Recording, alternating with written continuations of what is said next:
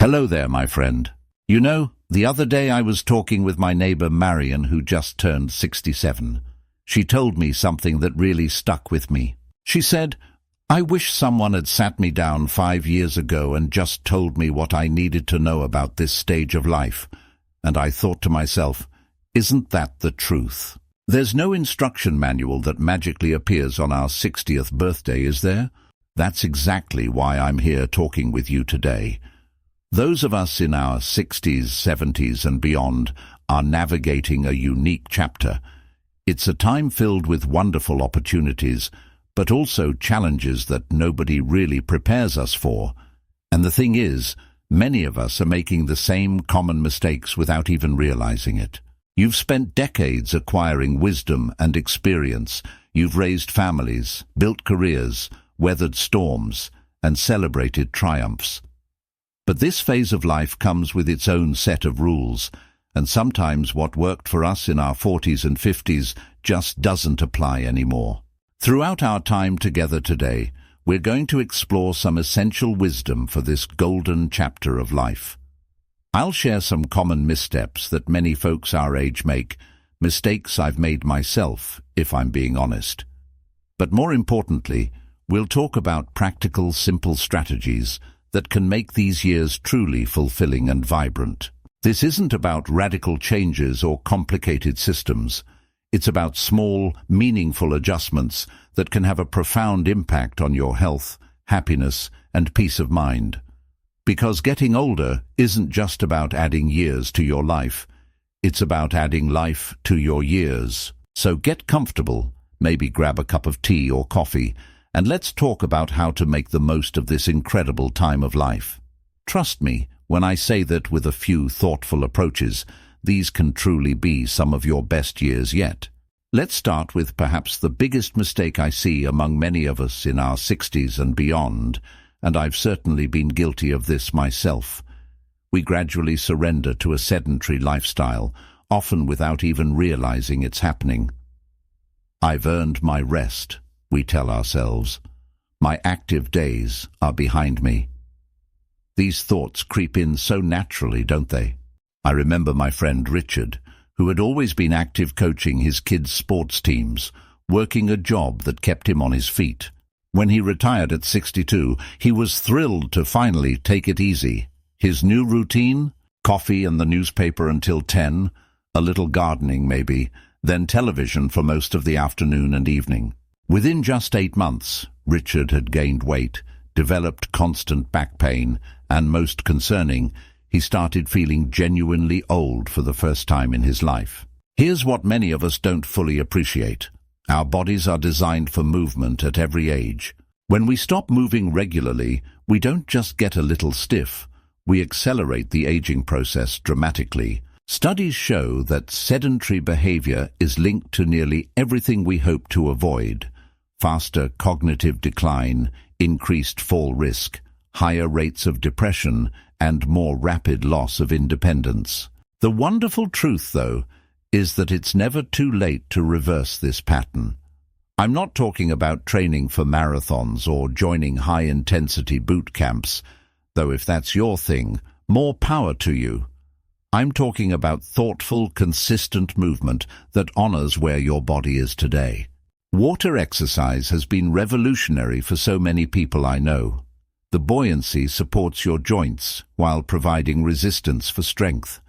Many community centers and YMCAs offer water aerobics classes specifically designed for our age group, where you'll find people with all levels of ability moving and often laughing together. Then there's walking, still one of the most underrated forms of exercise on the planet. 20 to 30 minutes of walking, just 5 days a week, can transform your health trajectory. The key is consistency rather than intensity. And there's a lovely social aspect too, isn't there? Walking with a friend combines physical activity with connection, giving you double the benefit. Chair yoga is another wonderful option, especially if mobility is limited or you're just beginning to rebuild your activity level. These gentle movements improve circulation, maintain joint mobility, and can even help with balance, which becomes increasingly precious as we age. What surprises many people is how quickly the body responds to renewed movement.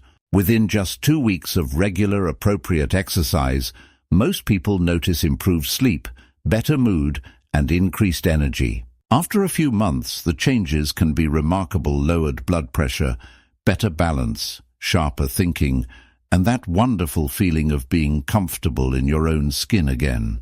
The trick is finding activities that bring you joy or purpose. For my sister Helen, it was joining a community garden where the physical work of planting and tending gave her both exercise and beautiful produce. For my brother-in-law Paul, it was volunteering at the local animal shelter where walking dogs gave him both movement and the satisfaction of helping abandoned animals. Another thing to consider is breaking up periods of sitting, even if you do exercise regularly. Research shows that sitting for hours at a time is harmful, even for people who work out daily. Set a simple timer to remind yourself to stand up, stretch, and move around for just a minute or two every hour. This small habit pays tremendous dividends for circulation and muscle health. Now I understand that pain or health conditions can make movement challenging. If that's your situation, please work with healthcare providers who take an active approach: physical therapists, exercise physiologists, or physicians who specialize in senior health. Too often I hear people say their doctor told them to take it easy without offering specific guidance on appropriate movement. The right kind of movement can actually reduce pain and improve conditions like arthritis, not worsen them. Remember, the goal isn't perfection or athletic achievement. It's giving your body the movement nutrition it needs to thrive. Start where you are, be patient with yourself, and celebrate small victories. The human body has a remarkable capacity for improvement at any age when we give it what it needs. This brings me to another common mistake that goes hand in hand with staying active, something equally important but often overlooked until problems arise. It's about how we nourish ourselves during these crucial years and the surprising ways our nutritional needs change with age. You know, I mentioned Richard's story earlier, but I didn't tell you how his journey continued.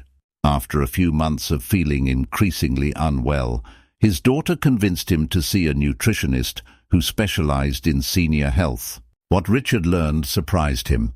His body simply wasn't processing food the same way it had for decades. What worked at 40 or 50 wasn't working at 67.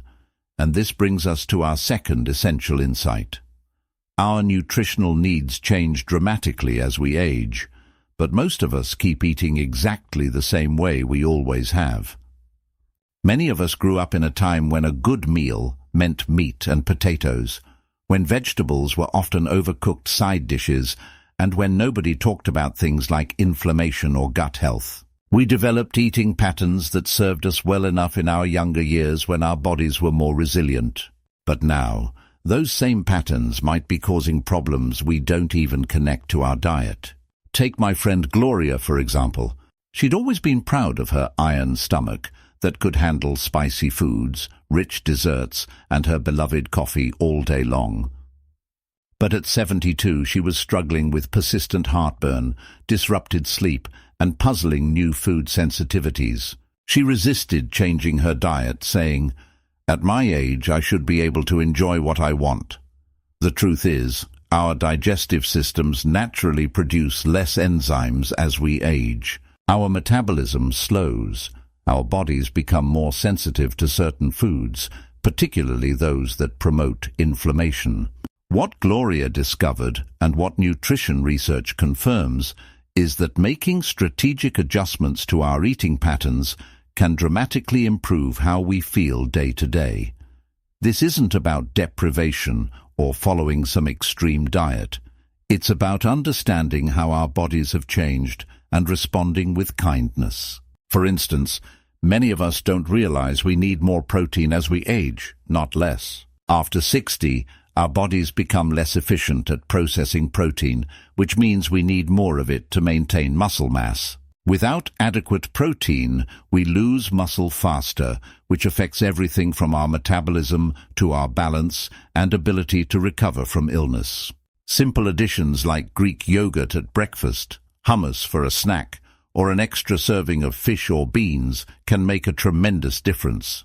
Hydration is another area where I see friends making consistent mistakes. Our sense of thirst diminishes with age, making it easier to become dehydrated without realizing it.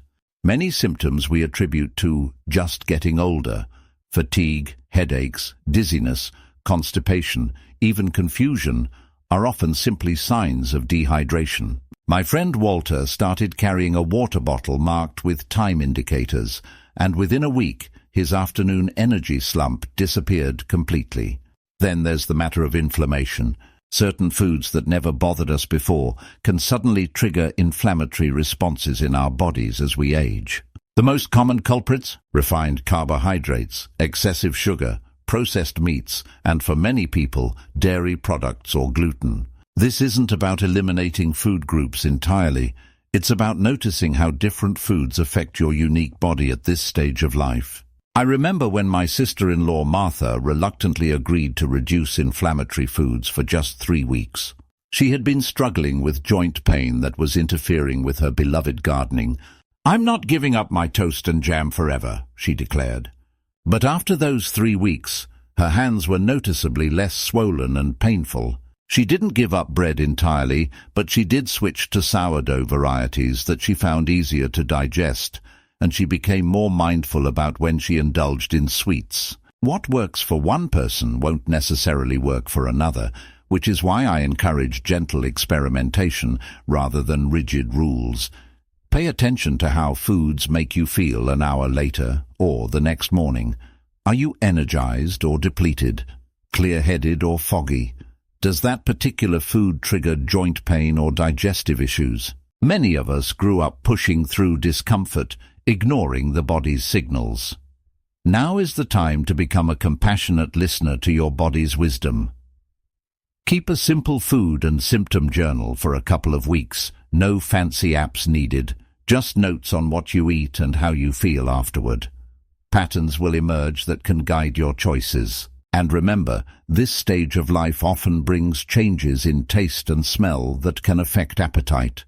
If food doesn't taste as good as it once did, experiment with herbs and spices rather than adding more salt or sugar. Herbs like rosemary, thyme, and oregano not only enhance flavor but also provide cognitive benefits. The beauty of making these nutritional adjustments now is that the benefits appear quickly. Within days, many people notice improved digestion, better sleep, and more stable energy. Within weeks, inflammation often decreases, bringing relief from pain and stiffness. And these changes support the next critical area we need to discuss, one that affects every aspect of our well-being, but is often the first thing we sacrifice when life gets busy. Sleep, such a fundamental human need, yet so many of us in our 60s, 70s and beyond struggle with it. We joke about early bedtimes and 5 a.m. wake-ups as just another quirk of getting older.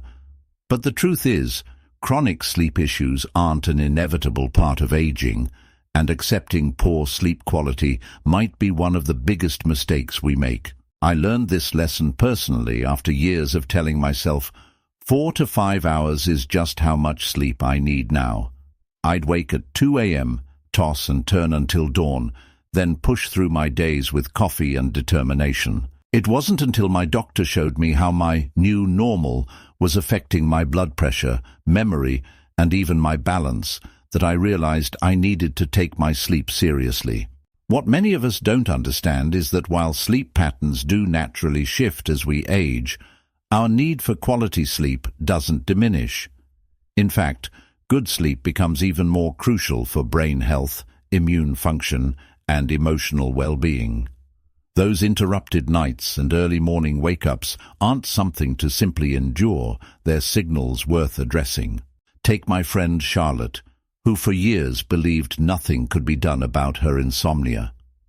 "It's just part of getting older," she'd say with resignation.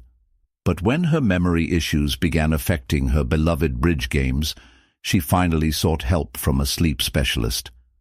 The changes she made weren't dramatic, adjusting her bedroom temperature, establishing a consistent wind-down routine, and addressing her untreated sleep apnea, but the results were transformative. "I feel like I've gained years of my life back," she told me recently. "I didn't realize how much poor sleep was stealing from me." One common misconception is that needing less sleep is a normal part of aging. While it's true that sleep architecture changes, we might spend less time in deep sleep stages. Our bodies and brains still need about the same total amount of quality rest. Most adults, regardless of age, need 7 to 8 hours of sleep for optimal health. When we consistently get less, we accelerate cognitive decline, increase fall risk, compromise immune function, and even affect our body's ability to regulate blood sugar. Another misconception is that sleep medications are the only solution. While these have their place for short-term use, they're rarely the best long-term strategy. Instead, sleep specialists now focus on sleep hygiene and addressing underlying causes. For my neighbor David, the culprit was the timing of his exercise. His evening walks were energizing him precisely when his body needed to wind down. Simply shifting his walks to morning made a remarkable difference in his sleep quality. For others, the issue might be evening exposure to blue light from televisions, phones, and tablets, which suppresses melatonin production. Or it could be that glass of wine with dinner. While alcohol might help you fall asleep initially, it significantly disrupts sleep cycles in the second half of the night. Even certain medications can interfere with sleep quality, which is why a medication review with your doctor can be so valuable. Creating a sleep sanctuary, a bedroom dedicated to rest, makes a tremendous difference for many people our age. This might mean investing in a more supportive mattress. Our bodies need different support now than they did decades ago, using blackout curtains to block disruptive light, or keeping the bedroom slightly cooler than the rest of the house. Our temperature regulation changes with age, and most sleep experts recommend a slightly cooler bedroom environment than you might expect, around 65–68 degrees Fahrenheit. Consistency also becomes increasingly important. Going to bed and waking up at roughly the same time, even on weekends, helps regulate our body's internal clock. My friend Janet created what she calls her sunset routine, a predictable sequence of gentle activities that signal to her body that sleep is coming. Herbal tea, a warm bath, reading from a physical book, not a screen, and a few minutes of deep breathing or meditation. For those who wake in the night, and this is incredibly common, learning to return to sleep is a valuable skill. Rather than watching the clock and calculating how little sleep you're getting, try gentle breathing techniques or progressive muscle relaxation. Some find that keeping a notepad by the bed helps clear the mind of those 3 a.m. thoughts and worries. And if you can't fall back asleep within about 20 minutes, sleep specialists recommend getting up briefly, keeping lights dim, doing something quiet and non-stimulating, then returning to bed when sleepiness returns. What we're discovering is that quality sleep isn't a luxury, it's fundamental preventive medicine. It affects everything from cognitive function to emotional resilience to how quickly we recover from illness or injury. Making sleep a priority isn't self-indulgent, it's self-preservation. And this brings me to our next essential insight, something that connects deeply with sleep quality but extends far beyond it. It's about a type of health that many of us neglected during our busy working and family-raising years, but that becomes increasingly vital as we move through our 60s and beyond. Looking at our lives after 60, there's another area where I see so many of us stumble without even realizing it. We gradually allow our social circles to shrink and our connections to fade.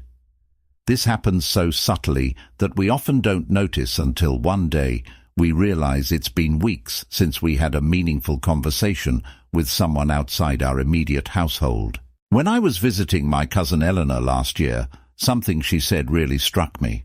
She'd been retired for about 3 years, and as we sat on her porch sipping tea, she confessed, "You know, I never expected to feel so invisible sometimes." Eleanor had been a high school principal for 30 years, constantly surrounded by colleagues, students and parents. Her days had been filled with conversations, meetings and community events. Then suddenly, that daily connection disappeared. What's fascinating about social connection is that research now confirms what we've intuitively known all along. Our relationships are just as important to our health as diet and exercise. Studies show that strong social ties can lower blood pressure, reduce risk of depression, and even strengthen our immune systems. One remarkable study even found that having strong social connections can increase our odds of longevity by 50%, making social isolation as dangerous to our health as smoking 15 cigarettes a day. The challenge many of us face is that life after 60 often brings natural transitions that can disrupt our social networks. Retirement removes workplace relationships. Friends and family might move away for warmer climates or to be closer to grandchildren. Physical limitations might make it harder to participate in activities we once enjoyed. And sadly, as we age, we inevitably lose some friends and loved ones along the way. My neighbor Walter experienced this after his retirement. For 40 years, he'd been a postal carrier, knowing everyone in the neighborhood by name. His social life had revolved around work friends and his bowling league. When knee problems forced him to give up bowling and retirement took away his daily customer interactions, his world quickly became very small. Within 6 months, his daughter noticed he seemed withdrawn and had lost his usual spark. Here's what we often misunderstand about social connections after 60. Quality matters more than quantity. You don't need a bustling social calendar with dozens of acquaintances. Research suggests that having just a few meaningful relationships, ones where you feel truly known and supported, provides tremendous benefits for both mental and physical health. For Walter, the turning point came when his daughter suggested he volunteer at the local library's literacy program. He started spending 2 mornings a week helping adults learn to read, using the same friendly conversation skills that had made him a beloved mail carrier. Within a month he had purpose again, along with new connections. "It's different from what I had before," he told me, "but in some ways it's more satisfying. I'm actually having deeper conversations now than I ever did on my route." The wonderful thing about this stage of life is that we have the wisdom to be intentional about our relationships. We can focus on nurturing the connections that truly nourish us rather than maintaining superficial ones out of obligation. Technology, despite its reputation for being challenging, can be a powerful tool for maintaining connections. My friend Diane was reluctant to try video calling until her grandchildren moved across the country. Now she's not only mastered video chats, but has joined an online book club that meets weekly. "I was so intimidated at first," she admits, "but now I can't imagine life without these connections. Last week I was under the weather and couldn't leave the house, but I still got to see my book club friends." Community centers, libraries, and religious organizations often offer programs specifically designed for older adults, from exercise classes to craft groups to educational workshops. These structured activities provide built-in opportunities to meet people with similar interests. My brother-in-law Tom joined a woodworking class at his community center and now meets with a group of fellow woodworkers every Wednesday morning for coffee, even outside of class time. Another approach that's brought joy to many is intergenerational connection, programs that pair seniors with young people, whether through mentoring, teaching skills, or simply sharing stories, create meaningful bonds that benefit both generations. My friend Harriet volunteers at an after-school program where she teaches children traditional crafts like knitting and quilting. "These kids keep me young," she says, "and they're genuinely interested in learning things that their parents often don't know how to do." Whatever approach resonates with you, the key is to be proactive about maintaining and creating connections. Don't wait for others to reach out. Be the one to suggest a coffee date, organize a small gathering, or join that class you've been curious about. Each small step toward connection ripples outward, creating opportunities for more meaningful interactions. This brings us to our final essential insight for thriving. After 60-something, I've observed makes an enormous difference in how people navigate this chapter of life. It's about our mindset and how we think about aging itself, which shapes everything from our daily choices to our long-term health outcomes. Perhaps the most powerful insight I've gained over the years, both from research and from observing the remarkable people in my own life, is that our mindset about aging itself might be the most crucial factor in how we experience these years. It's not just positive thinking. It's about the stories we tell ourselves about what aging means and what's possible in this chapter of life. I'm reminded of two sisters I've known for decades, Marion and Helen. They're only 2 years apart, both in their mid-70s now, with similar genetics and backgrounds. But they've aged in dramatically different ways. Marion embraced what researchers call a deficit mindset about aging. From her early 60s, she began attributing every ache and change to just getting old. When she forgot something. Senior moment. When she felt tired. That's what happens when you're my age. This mindset led her to gradually withdraw from activities she once loved, believing they were now beyond her capabilities. Helen took a completely different approach. When she experienced changes or challenges, she addressed them specifically rather than blaming her age. When her knees began troubling her, instead of saying, "I'm too old for hiking now," she found a physical therapist who helped strengthen the muscles around her knees and recommended walking poles. When she occasionally forgot a name, she'd laugh and say, "My filing system is just taking longer to retrieve that information. It'll come back to me." Rather than seeing age as a period of inevitable decline, she viewed it as a new phase with both challenges and unique opportunities. The difference in their lives now is striking. Marion has indeed experienced the decline she expected, while Helen continues to thrive traveling, learning new skills, and maintaining her health. The fascinating thing is that research supports what we see in these sisters. Studies show that people with positive perceptions of aging live an average of 7.5 years longer than those with negative perceptions, and they experience better cognitive function and recovery from disability. Our beliefs about aging become self-fulfilling prophecies. When we believe decline is inevitable, we make choices that accelerate that decline. When we believe continued growth is possible, we make choices that support that growth. It's not about denying the realities of aging. Our bodies do change, and certain activities might need modification. It's about approaching these changes with curiosity and problem-solving rather than resignation. I love the story of Harlan Sanders, yes, Colonel Sanders of Kentucky Fried Chicken, who, at age 65, after a series of setbacks, used his only income, a $105 Social Security check, to begin promoting his chicken recipe. Or look at Grandma Moses, who began her painting career at 78 and continued creating art until she was 101. These aren't just exceptional stories, they're reminders of what's possible when we reject the limiting narratives about aging that our culture often promotes. What does this mean for our daily lives? It means catching ourselves when we use phrases like, "at my age," to limit possibilities.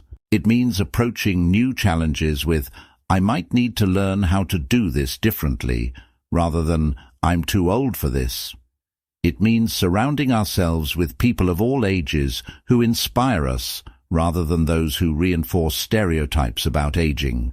It also means recognizing and celebrating the unique gifts that come with this stage of life: perspective, emotional resilience, and what psychologists call crystallized intelligence, the wisdom that comes from decades of lived experience. These are tremendous assets in a world that often moves too quickly and values novelty over depth. As we bring our conversation to a close, I want to leave you with this thought. The years beyond 60 can truly be among the most rewarding of your life. By staying active, adjusting your nutrition, prioritizing quality sleep, nurturing meaningful connections, and embracing a positive mindset about aging, you're not just adding years to your life, you're adding richness, purpose, and joy to those years. I'd love to hear your thoughts and experiences. What strategies have helped you thrive in this chapter of life? What challenges are you facing that we might explore in future conversations? Share your wisdom in the comments below, because one of the greatest gifts we can give each other is the benefit of our unique experiences and insights. If you found value in today's discussion, please consider liking this video and subscribing to our channel for more conversations about making these years truly golden. Until next time, remember that aging isn't about declining. It's about continuing to grow, just in a different season. Take care, my friends, and I'll see you in our next conversation.